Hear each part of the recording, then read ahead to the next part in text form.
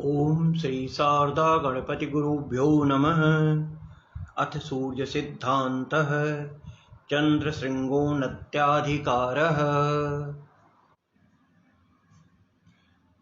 इदानीं कृष्णपक्षे सूर्यास्तात् अनन्तरं चन्द्रोदय कालज्ञानम्। भङ्गणार्धेरवौ दत्त्वा कार्यास्तद्विभ्राशवः तैः प्राणैः कृष्णपक्षे सीतांशूरुदयं व्रजेत्। भगणार्धमिति कृष्णपक्षे चंद्रोदय ज्ञानमीष्टे तु सूर्यास्त कालिके अर्के राशिषट्कं संयोज्यास्तत्लग्न ज्ञानं कुर्यात्। ततस्तदन् लग्न इंदोरुदयात् अन्तरं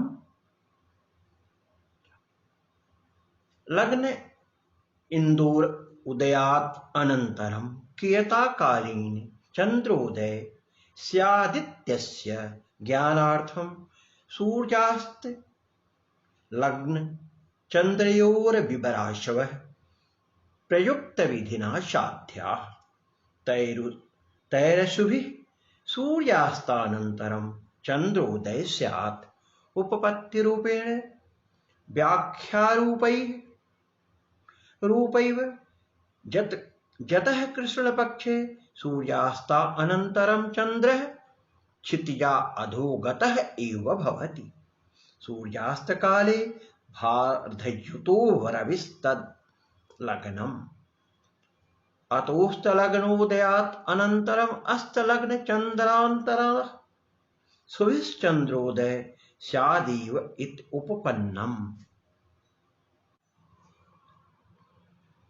सूर्यास्तकालिक सूर्य के भोग्यांश में 6 राशि जोड़ने से जो आवे उसके लग्न काल और सूर्यास्तकालिक स्पष्ट चंद्रमा के लग्न के अंतराशुओं से असकृत कर्म के द्वारा जो समय प्राप्त होता है, सूर्यास्त से उतने ही समय उपरांत कृष्ण पक्ष में चंद्रमा का पूर्व क्षितिज में उदय होता है। आप जानते हैं कृष्ण पक्ष में चंद्रमा का भोग्यांश सूर्यास्त कालिक सूर्य के भोग्यांश से 180 अंश से अधिक होता है। इसलिए सूर्यास्त के उपरांत पूर्व क्षितिज में चंद्रमा का उदय होता है। यही जानने के लिए सूर्यास्त काल के सूर्य और चंद्रमा के भोग्यांश जानकर केवल सूर्य के भोग्यांश में 6 राशि जोड़ना चाहिए, क्योंकि चंद्रमा का उदय तो पूर्व क्षितिज में ही होता है। इसलिए यहाँ पर केवल यह जानने की आवश्यकता है कि सूर्यास्त काल में पूर्व क्षितिज में कौन सी राशि लग्न है और इसके उपरांत चंद्रमा कितने समय के लग्न में होगा। इस क्रिया से जो समय प्राप्त होता है उस समय चंद्रमा का उदय नहीं होगा, क्योंकि इतने समय में चंद्रमा अपनी गति से और पूर्व की ओर जाएगा। इससे कितना अंतर पड़ जाएगा यह जानने के लिए, जैसा कि तीसरे श्लोक में बताया गया है, उस नियम के अनुसार असकृत कर्म करना पड़ेगा। यहां भी केवल चंद्रमा की गति से ही असकृत कर्म करना चाहिए। सूर्यास्त काल में सूर्य से चंद्रमा का रेखात्मक अंतर जानने की रीति। सूर्यास्त काल में सूर्य से चंद्रमा का वास्तविक अंतर जानने की रीति को जैसा कि बताया गया है, अर्केन्दो क्रांति विश्लेषो दिक्साम्ये ज्योतिरन्यथा तज्जेयेन्दु अर्काद्य त्रासौ विज्ञेया दक्षिणोत्तरा मध्याह्नेन्दु प्रभाकरणं संगुणायति सोत्तरा तदार्काग्न जीवायां सोऽध्यायोज्या च दक्षिणा शेषं लम्बज्जया भक्ता लब्धो बाहु स्वदिङ्मुखः कोटिः शङ्कुस्तयोर्वर्ग जुतेर्मूलं श्रुतिर्भवेत्।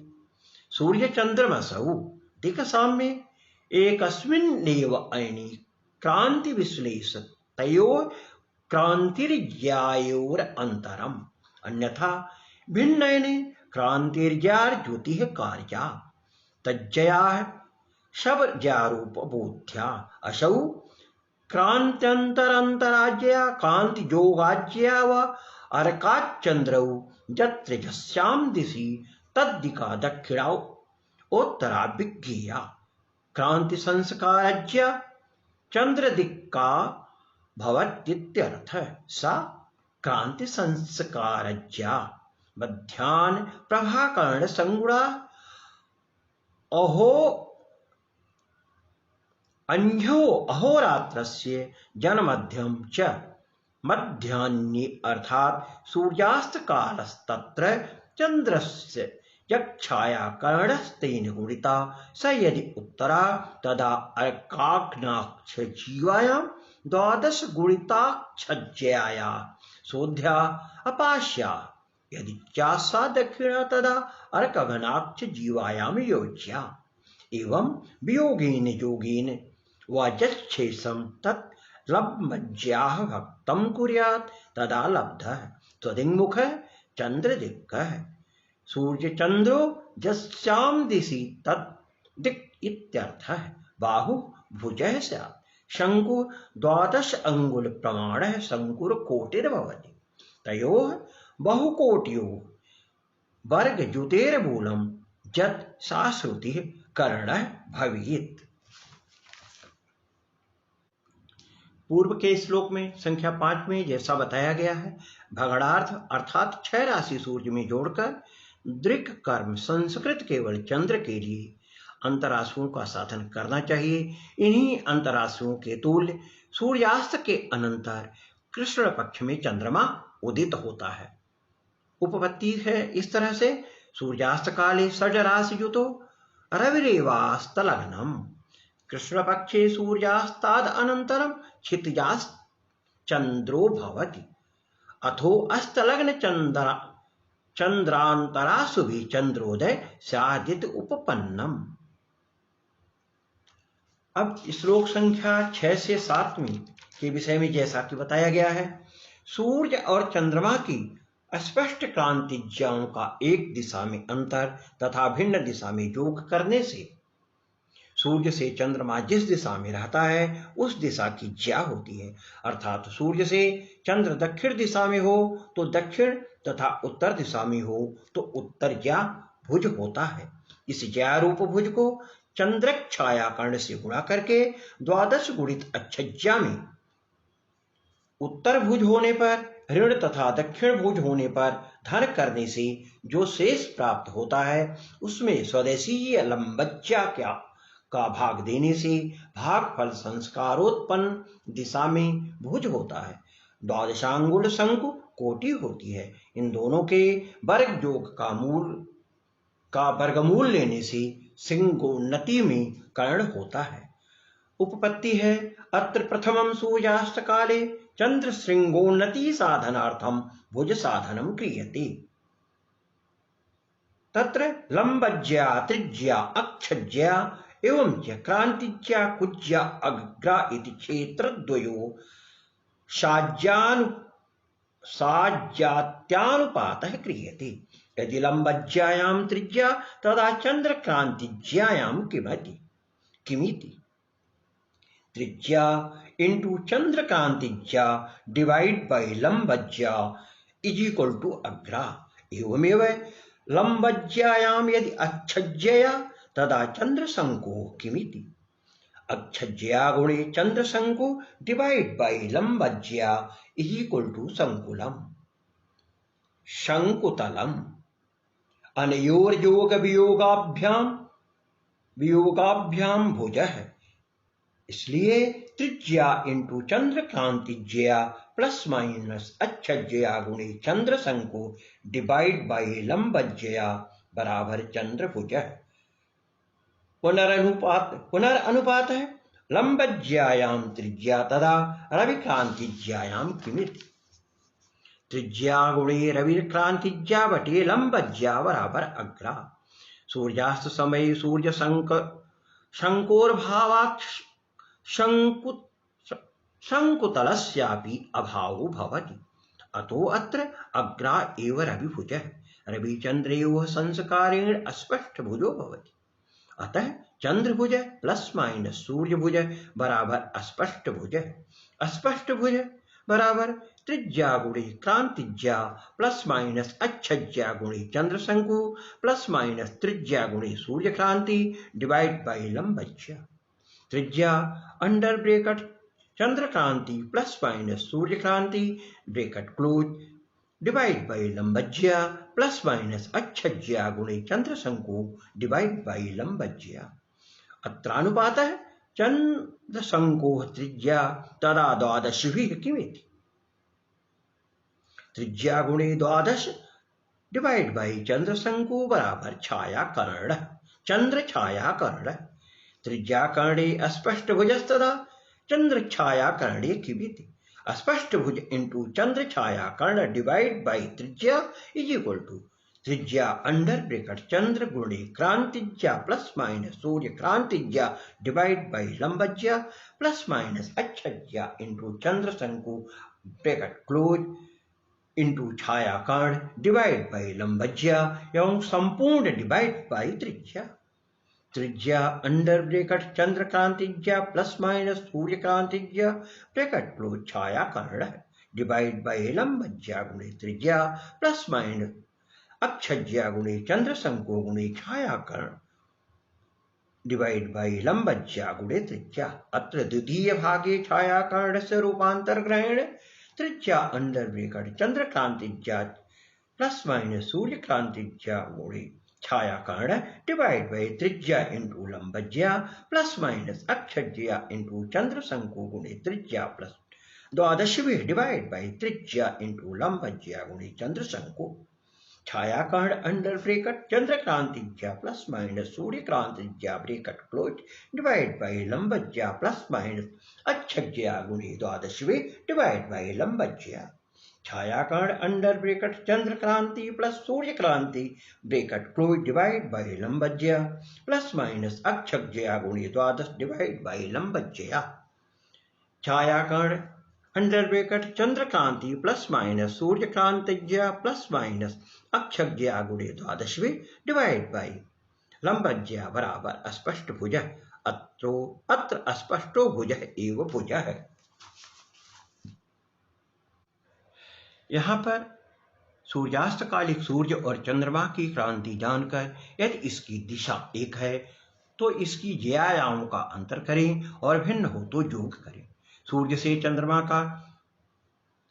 चंद्रमा जिस दिशा में हो वही दिशा अंतर या योग की भी समझे। अर्थात यदि चंद्रमा सूर्य से दक्षिण हो तो अंतर या योग की दिशा दक्षिण समझें, यदि उत्तर हो तो उसकी दिशा उत्तर समझें। इसी तरह श्लोक संख्या 7 में जैसा बताया गया है, इस योग का या अंतर को चंद्रमा के तात्कालिक छाया कर्ण से गुणा करके यदि दिशा उत्तर हो तो गुणनफल को 12 और अच्छज्या के गुणनफल में घटा दें, यदि दक्षिण हो तो जोड़ दें। इसी तरह श्लोक संख्या 8 में जैसा बताया गया है, इस शेष या योगफल को लंबज्या से भाग दें और लब्धि को इष्ट दिशा की ध्रुव समझें। चंद्रमा के शंकु अर्थात नतांश कोटिज्या गुणे कोटि मानकर भुज और कोटि के वर्गों के क्षेत्रफल का वर्गमूल निकालने से जो आवे उसे कर्ण समझना चाहिए। यही कर्ण सूर्य और चंद्रमा का सूत्रात्मक एवं रेखात्मक अंतर है। विज्ञान भाष्य में जैसा कि बताया गया है, यदि सूर्य और चंद्रमा की क्रांतिज्याओं का अंतर पा मान लिया जाए तो छठे श्लोक के अनुसार पा बराबर चंद्र क्रांतिज्या प्लस माइनस सूर्य क्रांतिज्या। 7वें और 12वें श्लोक के पूर्वार्ध के अनुसार पा गुणे चंद्र छाया कर्ण प्लस माइनस 12 अच्छज्या डिवाइड बाई लंबज्या बराबर भुज। कोटि बराबर चंद्र का शंकु अर्थात चंद्रमा की नतांश कोटिज्या, इसलिए कर्ण बराबर अंडर रूट भुज स्क्वायर प्लस कोटि स्क्वायर। छठे श्लोक में बताया गया है कि सूर्य और चंद्रमा की क्रांतियों के अंतर या योग की ज्या को लेकर 7वें श्लोक के अनुसार कार्य करना चाहिए, परंतु यह नियम तभी लागू होगा जब सूर्य और चंद्रमा की क्रांतियां बहुत कम हो, क्योंकि किसी कोण और उसकी ज्या में अंतर तभी बहुत कम होता है जब उस कोण का मान कम हो। इसलिए क्रांतियों के योग या अंतर की जगह क्रांतिज्याओं का योग या अंतर यहाँ पर कहा गया है। इसी तरह 7वें श्लोक के पूर्वार्ध में जैसा वर्णित है, मध्याह्नेन्दु प्रभाकर्ण, इसका अर्थ है मध्यकालिक चंद्रमा का छायाकर्ण, परंतु यह युक्त नहीं जान पड़ता, इसलिए इसकी सूर्यास्त कालिक अथवा जिस समय की श्रृंगोन्नति जाननी हो उस समय का चंद्रमा का छायाकर्ण ही समझना उचित है। इस विषय में स्वामी विज्ञानानंद और आचार्य रंगनाथ ने जो इसका अर्थ किया है, जैसा कि बतलाया है कि यदि एक सूर्योदय तक से दूसरे सूर्योदय के समय को एक दिन माना जाए तो सूर्यास्त का समय मध्याह्न कहा जाता है, परंतु मध्याह्न का शब्द यहाँ भ्रमात्मक है, क्योंकि मध्याह्न का साधारण अर्थ 12 बजे दिन ही लिया जाता है। इसलिए श्लोक में मध्याह्न शब्द कहीं ना कहीं थोड़ा सा विवाद पैदा करता है। उपपत्ति के रूप में सूर्यास्त काल में सूर्य से चंद्रमा का जो रेखात्मक अंतर होता है उसी को यहाँ कर्ण कहा गया है और उसी को जानने की रीति भी बताई गई है। सूर्यास्त काल में चंद्रमा आकाश में जिस बिंदु पर हो उसका धरातल से जो लंबांतर परपेंडिकुलर डिस्टेंस होती है उसे ही यहाँ कोटि कहा गया है, परंतु यह भारतीय प्रथा के अनुसार उन्नतांश ज्या अथवा नतांश कोटिज्या के समान होता है और नतांश कोटिज्या का दूसरा नाम शंकु भी है, इसलिए कोटि को शंकु कहा गया है। इस कोटि के आधार बिंदु से सूर्य का जो रेखात्मक अंतर धरातल पर होता है उसे ही भुज या बाहु कहा गया है, जिसको जानने की रीति श्लोक संख्या 6, 7 और 8 के पूर्वार्ध में बताई गई है। यहाँ एक बात और ध्यान रखनी चाहिए, इस नियम से तभी काम लिया जा सकता है जब सूर्यास्त कालिक सूर्य और चंद्रमा को यामोत्तर वृत्त के तल में समझ लिया जाए, अर्थात जब चंद्रमा दृष्टा से जिस दिशा में हो उसे दक्षिण या उत्तर दिशा समझनी चाहिए और चंद्रमा के भुज कोट और कर्ण को भी यामोत्तर वृत्त के तल में समझना चाहिए। इस बात के लिए एक चित्र यहाँ पर प्रस्तुत है जिसको चित्र के माध्यम से समझा जा सकता है। यहाँ पर इस चित्र में पा क्षितिज का पश्चिम बिंदु है, दा क्षितिज के दक्षिण बिंदु है, पा और दार पश्चिम बिंदु से दक्षिण बिंदु तक क्षितिज का चतुर्थांश और खा यहाँ पर स्वास्तिक है। रारी सूर्य से के अहोरात्र वृत्त का खंड जो यामोत्तर वृत्त और पश्चिम क्षितिज के बीच में है, जबकि सूर्य की क्रांति उत्तर होती है। रारी सूर्य के अहोरात्र वृत्त का खंड जब क्रांति दक्षिण होती है। रीरी पश्चिम क्षितिज के बिंदु जहां सूर्य अस्त होता है। च चंद्रमा के अहोरात्र वृत्त का खंड जो यामोत्तर वृत्त और पश्चिम क्षितिज के बीच में है। बीपा विश्वत वृत्त का चतुर्थांश जो यामोत्तर वृत्त और क्षितिज के बीच में है। यहाँ पर सा सूर्यास्त काल का चंद्रमा का स्थान जबकि यामोत्तर वृत्त से पश्चिम होता है और सा का चंद्रमा से क्षितिज तल या लंब या चंद्र शंकु या कोटि। शारी व शरी सूर्य से चंद्रमा का रेखात्मक अंतर या कर्ण और करी या करी भुज पट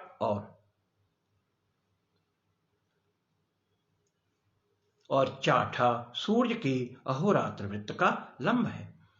इस चित्र में यामोत्तर वृत्त के तल खदापा पर क्षितिज के ऊपर के खगोल का जो अंश दिखाया गया है जो पश्चिम क्षितिज के सूर्यास्त बिंदु से लेकर दक्षिण बिंदु तक फैला हुआ है, इसलिए चंद्रमा का स्थान यामोत्तर वृत्त से पश्चिम होते हुए भी यामोत्तर वृत्त पर ही जान पड़ता है। सूर्य और चंद्रमा के अहोरात्र वृत्त तथा विश्वत वृत्त का चतुर्थांश भी यामोत्तर वृत्त के ही तल पर दिखाया गया है। संक्षेप में यहाँ कहा जा सकता है कि दा क्षितिज के दक्षिणार्थ और यामोत्तर वृत्त की छेद रेखा प्रोजेक्शन है। रहरी तथा चा इष्ट काल की सूर्य और चंद्रमा की अहोरात्र वृत्त है। रारी भी सूर्य का अहोरात्र वृत्त है, जबकि क्रांति दक्षिण होती है। इसलिए री सूर्य की उत्तर क्रांति, चे चंद्रमा की दक्षिण क्रांति तथा रा सूर्य की दक्षिण क्रांति, बी इष्ट स्थान का अक्षांश और बी द लंबांश है। अहोरात्र वृत्तों में क्षितिज के बीच के कोण भी लंबांश के समान है। चित्र से प्रकट है कि चंद्रकर्ण सरी स्क्वायर बराबर स का स्क्वायर प्लस री स्क्वायर। इसमें स का इष्टकालिक चंद्रमा का शंकु है, जिसकी गणना चंद्रमा के नत काल के से त्रिप्रश्नाधिकार की पृष्ठ संख्या